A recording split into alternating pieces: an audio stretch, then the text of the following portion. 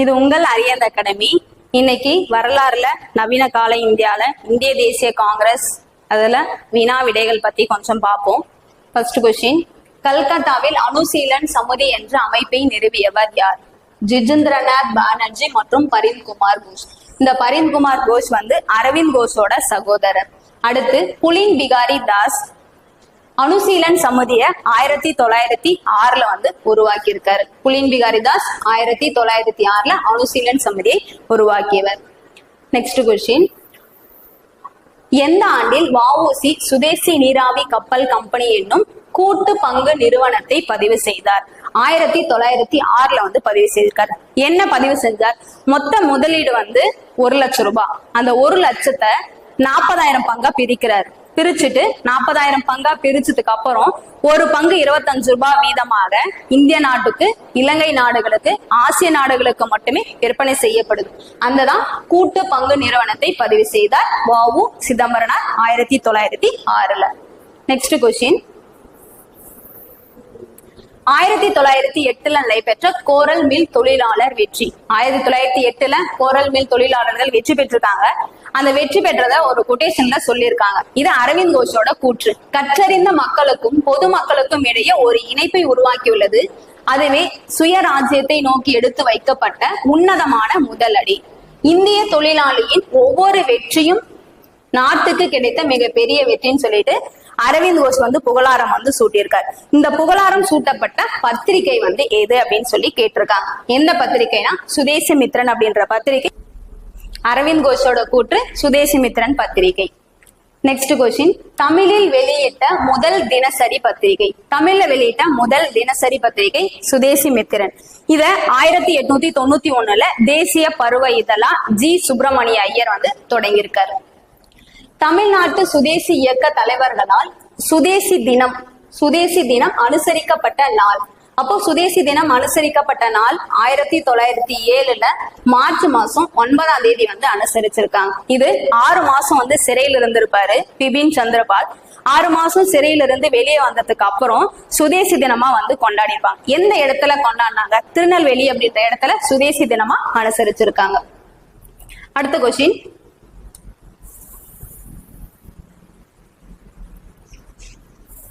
திருநெல்வேலி மாவட்ட ஆட்சியர் Robert ash என்பவரை சுற்று கொண்ட வாஞ்சிநாதன் திருநெல்வேலி மாவட்ட ஆட்சியரா இருந்த ராபர்ட் ஆஷ் சுட்டு கொலை செஞ்சுட்டாரு. மணியாச்சி ரயில் நிலையத்துல 1911 ஜூன் 17ஆம் தேதி சுட்டு கொல்லப்பட்டார். அந்த சுட்டு கொண்டதுக்கு அப்புறம் அந்த வாஞ்சிநாதனுக்கு கை துப்பாக்கி அப்படின்ற ஒரு பயிற்சி கொடுத்திருக்காரு. பாண்டிச்சேரியில கொடுத்திருக்காரு. அந்த பாண்டிச்சேரியில பயிற்சி எடுத்தவங்களோட பேர் வாவே சுப்பிரமணியம் ஐயர் தான் பயிற்சி கொடுத்திருக்காரு. இந்திய தேசிய காங்கிரஸ் நிறுவியவர் யார்? இப்போ இந்திய தேசிய காங்கிரஸ் எப்போ உருவாக்கப்பட்டது? 1885 டிசம்பர் 28ஆம் தேதி உருவானது. இதுல மொத்த பிரதிநிதிகள் 72 பேர் கலந்து கொண்டாங்க. சென்னையை சேர்ந்தவங்க 22 பேர், முஸ்லிம்கள் 2 பேர் இருக்காங்க. அப்போ முதல் இந்திய தேசிய காங்கிரஸ் மாநாடு மும்பைல நடைபெற்றுச்சு. அதனுடைய தலைவர் ஆலன் ஆக்டேவியன் யூம், ஏஓயூம் என்றும் சிறப்பா அழைக்கப்பட்டாங்க. அடுத்து சரியான கூற்றை காண்க. வங்க பிரிவு 1905 மேற்கொள்ளப்பட்ட வங்க பிரிவினை ஆங்கிலேயர்கள் பிரித்தாளும் கொள்கைக்கு மிக சிறந்த ஒரு எடுத்துக்காட்டா இருந்துச்சுன்னு சொல்றாங்க. இது கரெக்ட். அடுத்து 1905 நடைபெற்ற கல்கத்தா மாநாடுன்னும் போது எந்த டேட்லனா ஜூலை 17ஆம் தேதி. 1905 ஜூலை 17ஆம் தேதி கல்கத்தா மாநாட்டுல சுரேந்திரநாத் பானர்ஜி என்ன பண்றாருன்னா பிரிட்டிஷோட பொருட்கள் அனைத்து நிறுவனங்களையும் புறக்கணிக்கிறதுக்காக அழைப்பு விடுக்கிறார். அழைப்பு விடுத்த வருடம் 1905 ஜூலை 17. அடுத்து 1905 ஆகஸ்ட் 7 அதே கல்கத்தான்ற இடத்துல டவுன் ஹால் அப்படின்னு சொல்லிட்டு அழைக்கிறாங்க. அங்க நடைபெற்ற கூட்டத்தில் சுதேசி இயக்கம் குறித்த முறையான அறிவிப்பு வழங்கப்பட்டது. அப்போ இதுவும் கரெக்ட். அப்போ 3 ஸ்டேட்மெண்ட்டுமே இது கரெக்டா இருக்கு.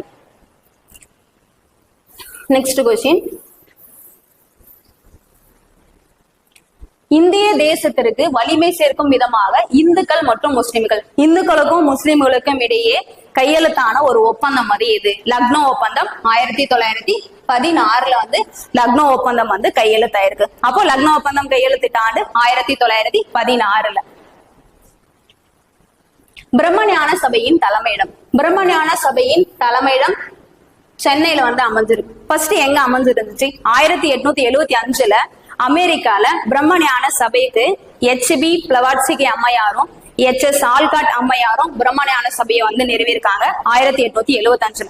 அதுக்கப்புறம் 1886ல மும்பை கிடையாது, சென்னையில 1886ல நிறுவியிருக்காங்க. பிரம்மஞான சபையின் தலைமையகம் Chennai 1886. Next question, new India. New India மற்றும் காமன்வெல்த் இரண்டும் பத்திரிகை, 2 பத்திரிகை நடத்தியவர் அன்னி பெசன்ட் அம்மையார். நியூ இந்தியா அப்படின்றது வந்து ஜூலை 14, 1915ல ஒரு தினசரி பத்திரிகை வந்து தொடங்கியிருப்பாங்க. காமன்வெல்த் வந்து 1914ல ஒரு வாராந்திர பத்திரிகை வந்து தொடங்கியிருக்காங்க. ரெண்டுமே வந்து பத்திரிகை தான், அன்னி பெசன்ட் அம்மையாருடைய பத்திரிகை கருதப்படுது. அடுத்த கொஸ்டின்,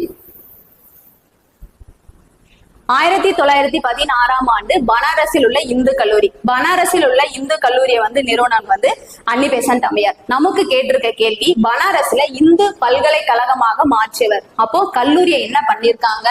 பல்கலைக்கழகமா மாற்றியவர் மதன் மோகன் மாளவியா வந்து மாத்திருக்காங்க. அடுத்த கொஸ்டின், இந்தியன் அண்ட்ரஸ்ட் என்ற புத்தகத்தை எழுதியவர் யார்? வேலண்டைன் சிரோலி அப்படின்றவர் எழுதியிருக்கார். தன்னாட்சி இயக்க போராட்டத்தில் அன்னி பெசன்ட் அம்மையாருக்கு ஆதரவாக அரச பட்டமான நைட்வுட் அப்படின்ற ஒரு பட்டத்தை திறந்தவர் S. சுப்பிரமணியம். அன்னி பெசன்ட் அம்மையாரோட கூட்டாளியான ஜார்ஜ் அருண்டேல வந்து சிறைப்பிடிக்கப்பட்டு ஊட்டி சிறையில வந்து அடைச்சிருப்பாங்க. அடுத்த கொஸ்டின், தன்னாட்சி இயக்க போராட்டத்தின் போது கைது செய்யப்பட்ட தலைவர்கள். விடுதலை ஆகாவிட்டால் சட்டமறுப்பு இயக்கத்தை அரசுக்கு எதிராக பயன்படுவது குறித்து 1917 ஜூலை 28ல அகில இந்திய காங்கிரஸ் கமிட்டி கூட்டத்தில் வலியுறுத்தியவர் பாலகங்காதர திலகர். கைது செய்யப்பட, அதாவது தன்னாட்சி இயக்க போராட்டத்துல வந்து கலந்துக்கிறாங்க. கலந்ததுக்கு அப்புறம் அவங்களை கைது செய்யறாங்க. கைது செஞ்சவங்கள உடனே நாங்க விடுதலை வந்து செய்யணும் அப்படின்னு சொல்லிட்டு கோரிக்கை வைக்கிறாங்க.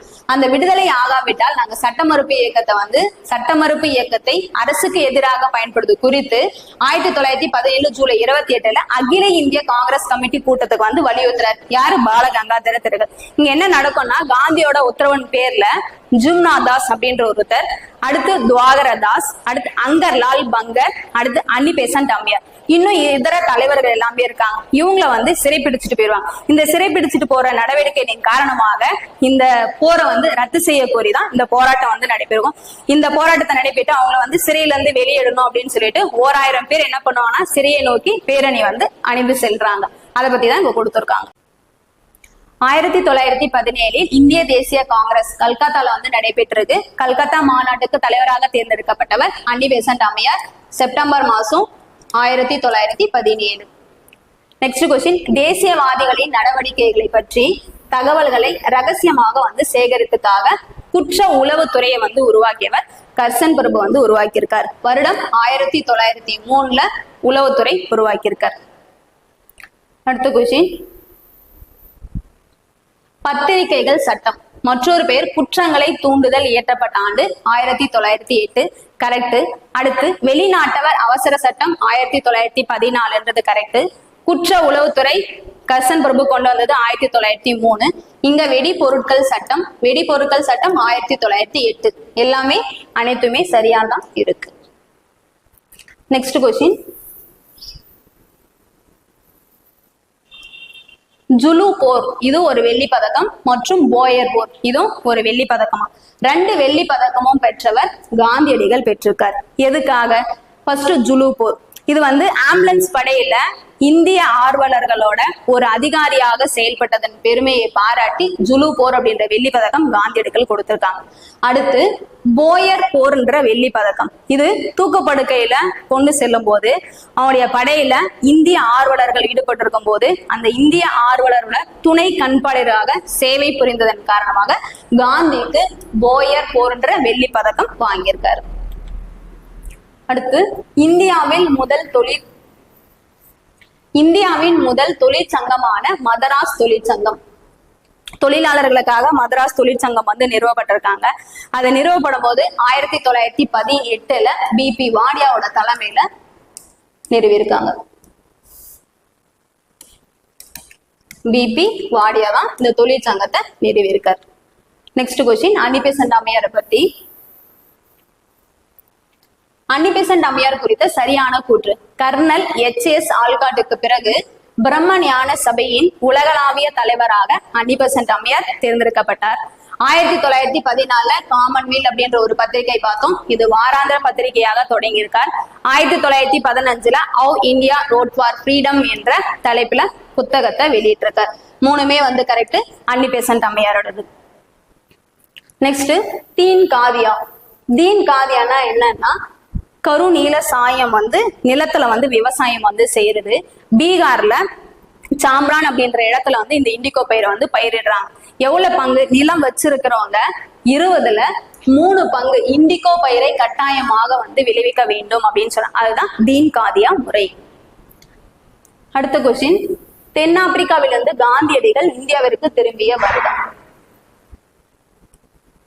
1915 திரும்பி இருப்பார். இததான் ஜனவரி 9 வெளிநாடு வாழ் இந்தியர் தினமா வந்து அனுசரிக்கப்படுது. எந்த வருஷத்துல இருந்து நான் வெளிநாடு வாழ் இந்தியர் தினமா கொண்டாடுறோம்? 2003 கொண்டாடிட்டு வரோம். ஓகே, இந்த அரியந்த அகாடமியில போடுற வீடியோ வந்து நீங்க ஒன்னொன்னும் நீங்க தெரிஞ்சுக்கணும் அப்படின்னு பாத்தீங்கன்னா லைக் பண்ணுங்க, ஷேர் பண்ணுங்க, கமெண்ட் பண்ணுங்க. தேங்க்யூ.